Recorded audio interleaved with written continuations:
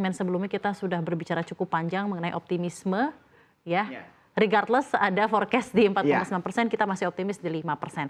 Sekarang risikonya apa kira-kira Pak Ajib? Tapi risiko domestik ya, karena risiko global kan sudah dijabarkan oleh World Bank. Yang perlu kita ukur adalah risikonya. Bagaimana ketika variabel-variabel penopang pertumbuhan ekonomi itu tidak achieve. Sebagai contoh, misalnya ada pelemahan daya beli konsumsi masyarakat misalnya, tapi pelemahan daya beli itu biasanya ketika terjadi sebuah inflasi yang tinggi.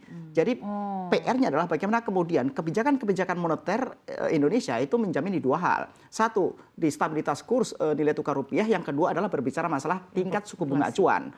Kalau pemerintah bisa mengintervensi dalam bentuk regulasi sehingga berikan insentif terbaik terhadap daya beli masyarakat, saya pikir potensi ancaman ini menjadi lebih termitigasi dengan baik, kira-kira begitu. Yang kedua berbicara masalah investasi. Tadi saya sepakat dengan disampaikan oleh Bu Henry Safrina bahwa sebenarnya indikator-indikator positif itu menunjukkan bahwa investasi itu cukup bagus. Sebagai contoh, salah satu pintu masuk orang investasi itu melewati bursa misalnya. Iya.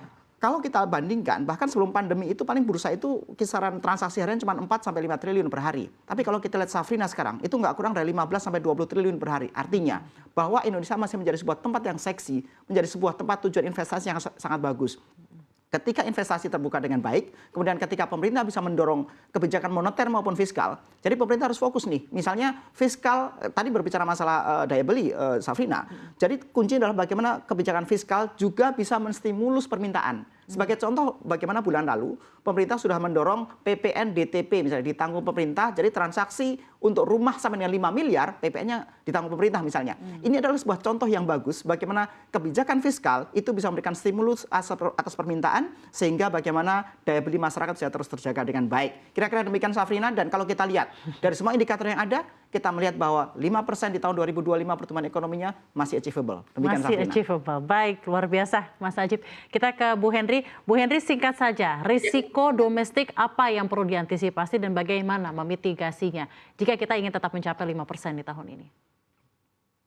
Ya, tadi kita optimisme itu adalah optimisme pada besaran-besaran makro seperti pertumbuhan ekonomi. Jadi jangan khawatir bahwa pertumbuhan ekonomi kalau kondisinya masih seperti ini maka 2024 masih akan 4,9 sampai 5%. Tetapi yang kita pesimis adalah pada pilihan kebijakan. Karena kalau pilihan kebijakannya tidak tepat, maka akan ada, tadi kalau disebutkan pasalnya adalah risiko-risiko.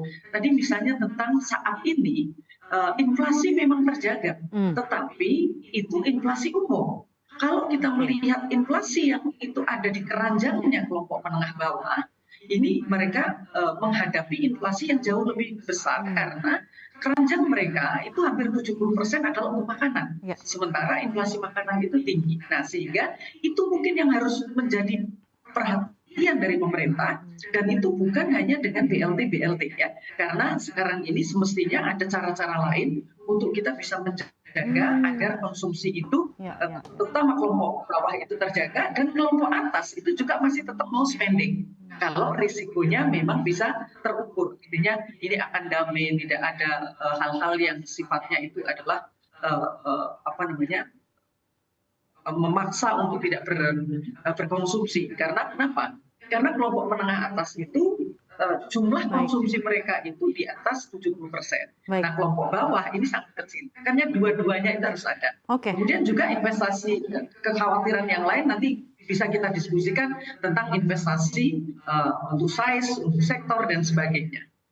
Oke, baik, terima kasih banyak Bu Henry, sudah cukup jelas. Jadi memang risikonya itu yang perlu dimitigasi, melihatnya lebih mikroskopik lagi karena dari makro masih baik-baik saja, tapi bagaimana untuk semua lapisan ekonomi dapat memanfaatkan, dapat merasakan pertumbuhan ekonomi yang masih cukup baik di tahun depan. Terima kasih banyak Bu Henry, Founder Core Indonesia, dan juga Ajib Hamdani, anggota Badan Kebijakan Moneter dan Jasa Keuangan Kadin Indonesia.